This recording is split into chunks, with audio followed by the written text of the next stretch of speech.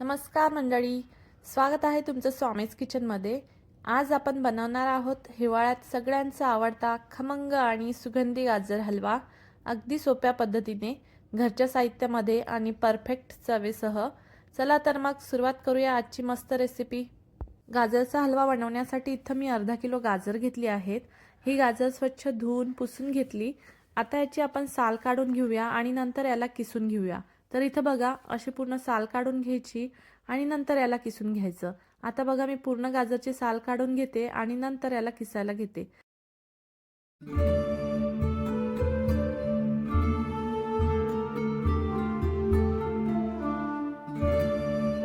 आता पूर्ण गाजरची वरची साल काढून घेतली आहे। आता आपण गाजर किसायला घेऊया। तर इथं बघा असं पूर्ण गाजर किसून घ्यायचं असं पकडून।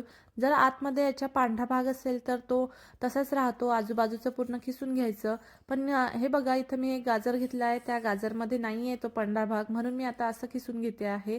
पण काही गाजरमध्ये तो आतमध्ये पांढरा भाग असतो आणि तो जर आपण किसून घेतला तर त्याच्यामुळे पोट दुखू शकतं, म्हणून तो पांढरा भाग घ्यायचा नाही। आता इथं बघा मी दाखवते आहे तुम्हाला, काही गाजरमध्ये असा पांढरा भाग असतो, तो कडक असतो आणि तो शिजायला पण थोडा टाइम लागतो आणि त्याने पोट पण दुखू शकतं। म्हणून ज्या गाजरमध्ये असं कडक असतील पांढरा आतमध्ये, ते असे आडवे पकडून व्यवस्थित किसून घ्यायचे आणि त्याचा पांढरा भाग तसाच राहू द्यायचा, आजूबाजूचं पूर्ण किसून घ्यायचं। तर इथं बघा आता मी पूर्ण गाजर असे छान किसून घेते आणि नंतर आपण हलवा बनायला घेऊ। तर इथं बघा मी गाजर किसून घेतले आणि काही गाजरमध्ये बघा कसा पांढरा भाग होता, तो मी तसाच राहू दिला। आता आपण गाजरचा हलवा बनवायला घेऊया। हा असा पांढरा भाग काढून टाकायचा। आता बघा पूर्ण गाजर किसून घेतले आहे। आता आपण हलवा बनवायला घेऊया, पण त्याआधी बघूया की आपल्याला काय काय साहित्य लागणार आहे हलव्यासाठी। तर या वाटीने मी हे 3 वाटी गाजर झाले आहेत किसून।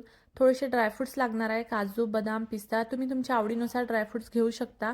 सोबतच आपल्याला दूध लागणार आहे 2-3 कप आणि थोडीशी साखर लागणार आहे आणि नंतर वेलची पूड लागणार आहे, सोबतच थोडं तूप पण लागणार आहे।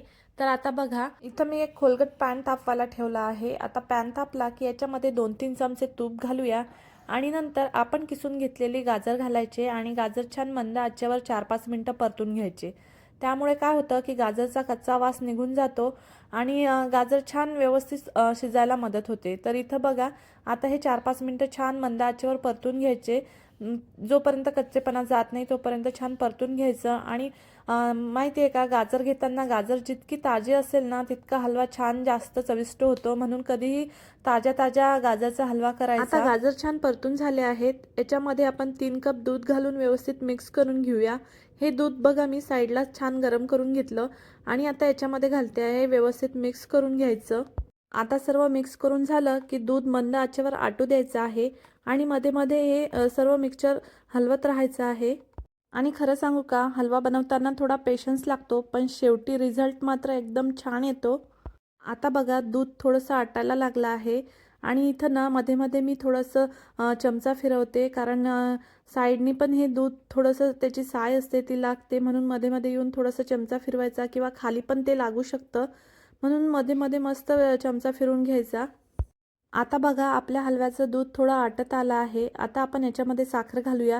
इथं मी 1 वाटी साखर घेतली, पण ती पूर्ण नाही घातली, अर्धी वाटीच मी साखर घातली आहे। आता सोबतच ड्रायफ्रूट पण घालायचे, जे आपण ड्रायफ्रूट घेतले आहे ते सर्व ड्रायफ्रूट घालून घ्यायचे आणि परत एकदा व्यवस्थित मिक्स करून घ्यायचं। साखर घातल्यानंतर पुन्हा मिश्रण थोडं पातळ होतं, त्यामुळे अजून 5-7 मिनिटं शिजवून घेऊया।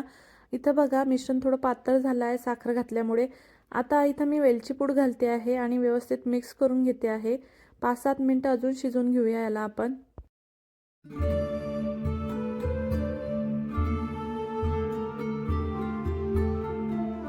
आता बघा हलव्यामधलं पूर्ण दूध आटलं आहे आणि हलवा छान जाडसर झाला आहे, म्हणजे आपला गाजरचा हलवा रेडी आहे।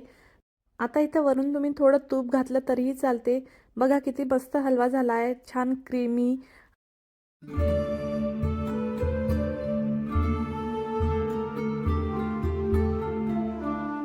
आता गरमागरम हलवा सर्व करायला घेऊया आणि हिवाळ्यात गरम हलवा आणि वरून थोडे ड्रायफ्रुट्स, याहून छान काय असू शकतं। तुम्हीही हा हलवा नक्की करून बघा आणि कसा झाला ते कमेंटमध्ये नक्की सांगा। व्हिडिओ आवडला असेल तर लाईक करा, शेअर करा आणि स्वामीज किचनला सबस्क्राईब करायला विसरू नका। पुन्हा भेटूया अशाच चविष्ट रेसिपीसोबत. धन्यवाद.